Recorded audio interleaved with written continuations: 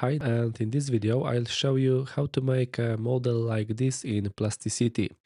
Plasticity is a fairly new but interesting 3D CAD system. It uses a direct modeling approach, so we don't have relationships between individual pieces of geometry, and everything we do directly on the model. And that can be a big advantage for people who aren't technical but want to create their own 3D models. Here we do everything directly on the model. We don't have links between geometry stages, so we don't have to keep track of that either. We just build the 3D model step by step, and in this video I'll show you how to design a part like this. And if you want to get to know this software a bit more in detail, in the description under this video I am including a link to an almost 2-hour tutorial where I discuss the basics of 3D modeling in Plasticity in more detail. And I'll note right away that Plasticity is not free software, but the price of Plasticity compared to other 3D CAD systems available on the market is quite low, and additionally is a perpetual license. We pay for the license once and we can use the program, and additionally in the description I am including a discount code for purchasing Plasticity. And now I'll move on to a new project and show you how to design a part like this. And here I'll switch to the top view. I click on this face on the navigation cube and I'll start by creating an octagon. I choose the regular polygon command. I place the center of the polygon at the origin point of the coordinate system. I press the tab key, and as the circle diameter I enter 70. I press tab again, and as the number of sides I enter 8 and I press enter. And here I drew this polygon in this orientation. However, I would like a corner of the polygon to lie on the x-axis, and we can do it like this. I press Ctrl Z and once again I choose the polygon drawing command, and we will do it in such a way that we place a corner of the polygon on the x-axis. At the beginning I specify the dimensions. I press tab, I enter 70. I press tab again, I set the number of sides to 8, and now I can specify the position of the polygon corner. As you can see, when I hover over the x-axis, the snapping is active, and I just click here with the left mouse button so that this polygon is in this orientation. And now I again choose polygon drawing and I place the first corner of the polygon at this point. Here we have snapping active, and I place the next corner of the polygon at this point. Here the number of sides is the number that was specified previously, so we don't have to set it anymore. I just click at this point. And now again I choose polygon drawing, I place the first point of the polygon here, and I place the second point of the polygon at this point. And OK, I close the view on the temporary construction plane and we have this geometry. I switch to selecting areas, I press 3 on the keyboard, and now with the Shift key I select these 3 areas. The extrude command was activated automatically. I press D to specify the height of the solid and I enter 70, and I press enter and enter one more time to confirm. Now I select next area. I press D, I enter 40, press enter and enter again to confirm. And here I rushed a bit because this part of the solid was created as a separate solid. Therefore, now in the outliner with the command key, I select these two solids and I press Q.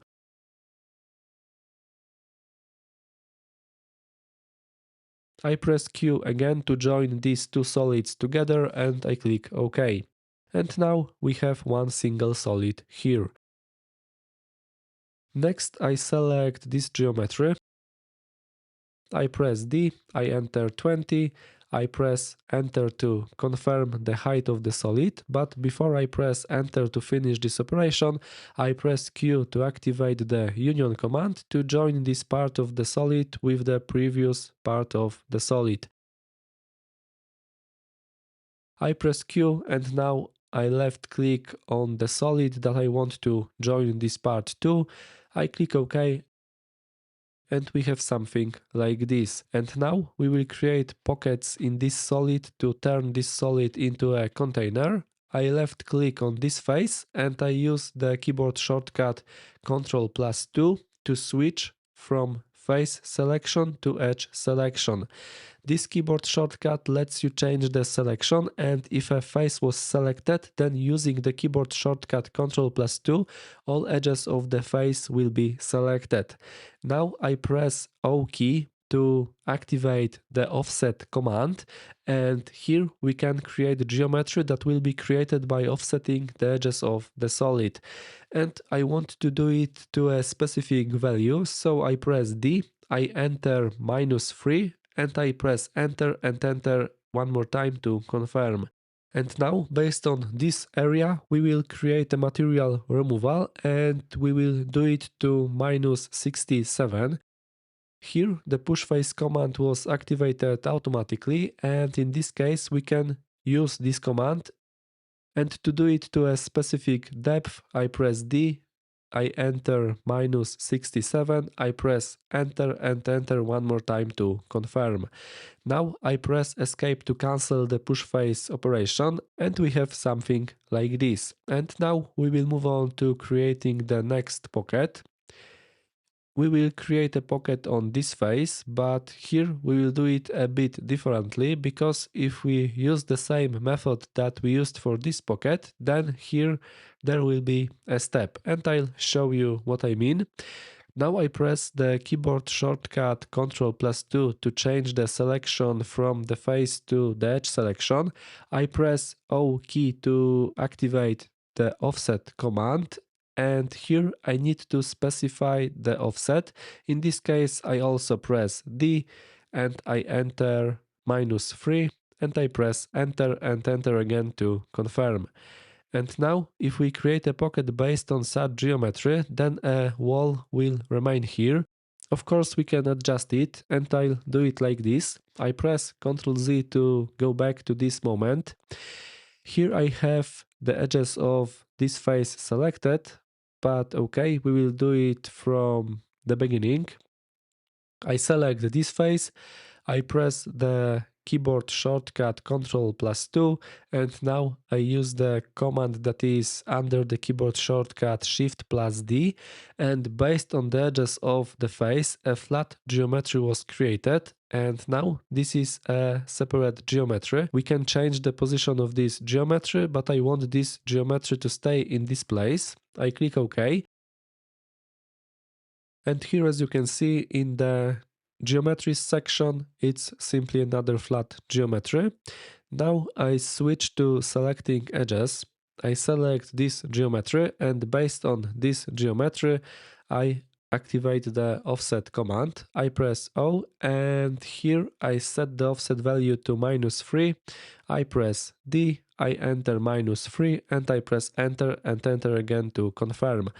Now I'll switch to the top view to have a better view of this geometry, and here we will introduce a slight modification.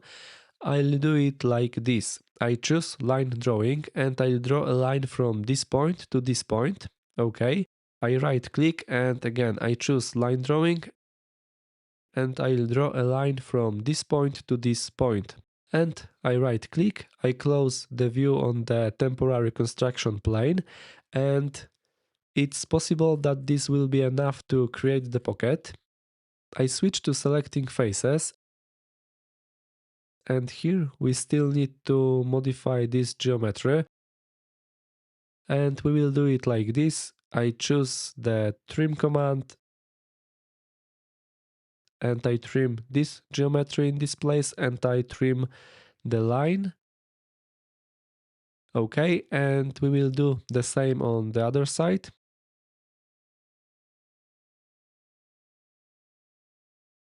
I trim this geometry in this place, and I trim this part of the line. Now the trim command is still active, and I trim these parts of the geometry. Okay. We also remove these parts here. I'll turn off the visibility of the solid so it's better visible, and I'll turn off the visibility of these geometries. Okay, and we have this geometry. I right click to finish the trim command, and now I switch to selecting geometry. I select all geometries and I press J key. And OK, I turn on the visibility of the solid, and now based on this geometry we can create a pocket in this solid. I know that at this moment it might have been a bit complicated, but these steps are really simple and we will repeat it also on this face.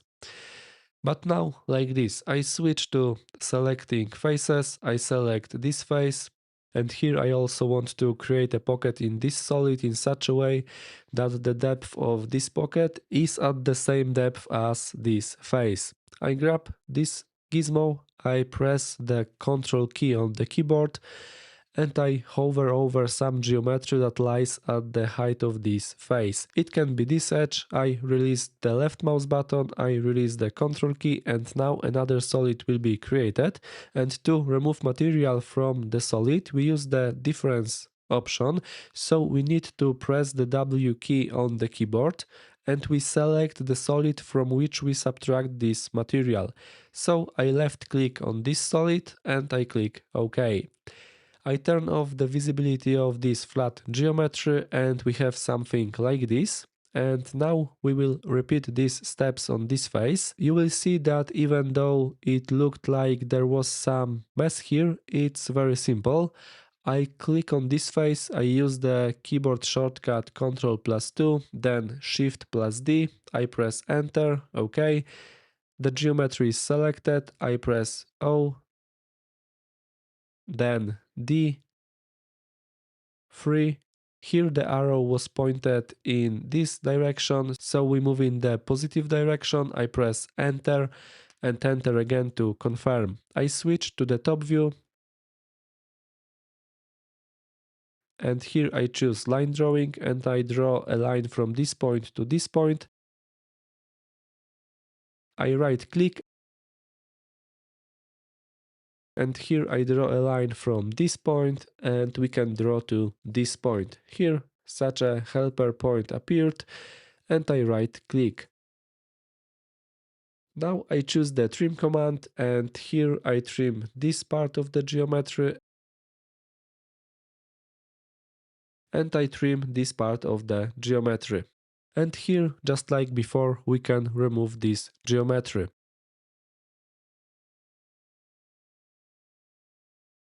Okay, we have something like this.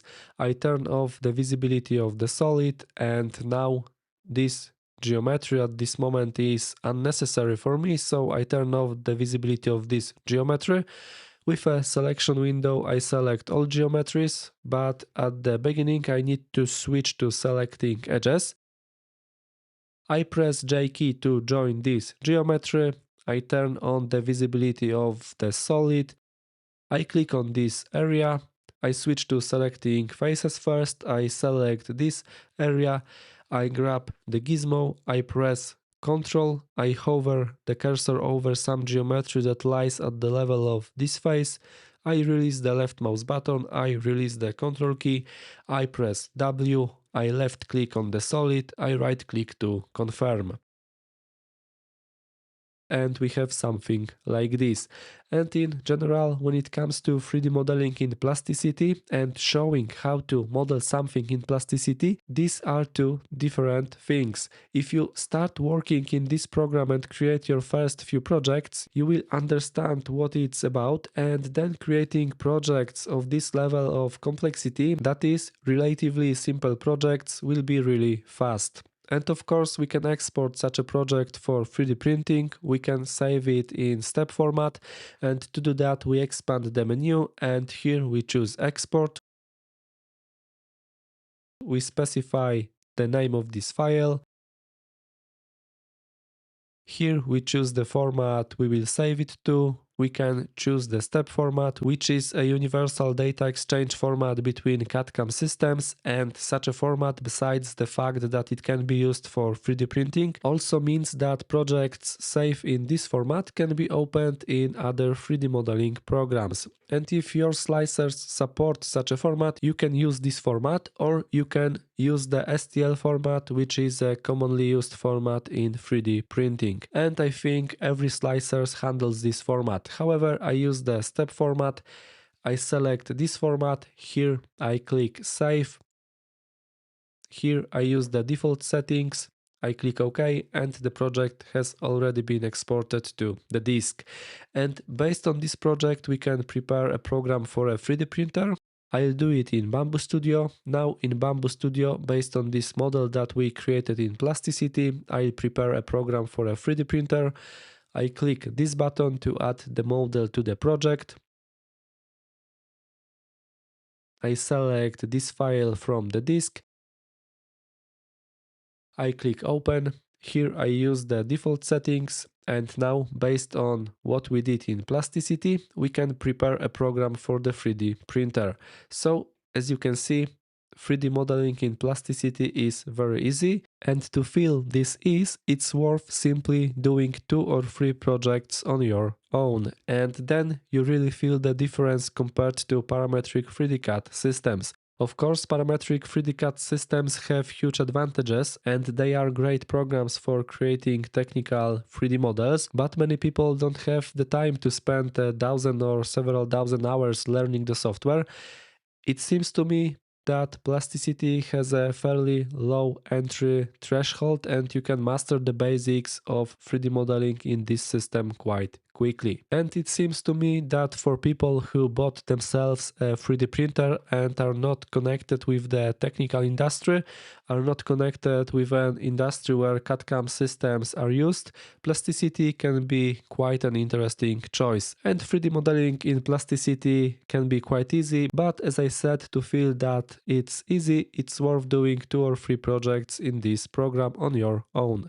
And if you want to test Plasticity, in the description under this video you'll find a link to a 30-day trial version. However, this version has one downside. Projects that we create in this version can be exported only in low resolution, so those projects will be very faceted. And in my opinion, you probably won't prepare a program for a 3D printer based on those projects because it will look ugly. But to practice Plasticity, to see how you work in this system, this trial version will be sufficient. So if you want to feel how easy it is to design in Plasticity, you can check this version. And okay, that's all for today. Thanks for watching, and please subscribe to this channel.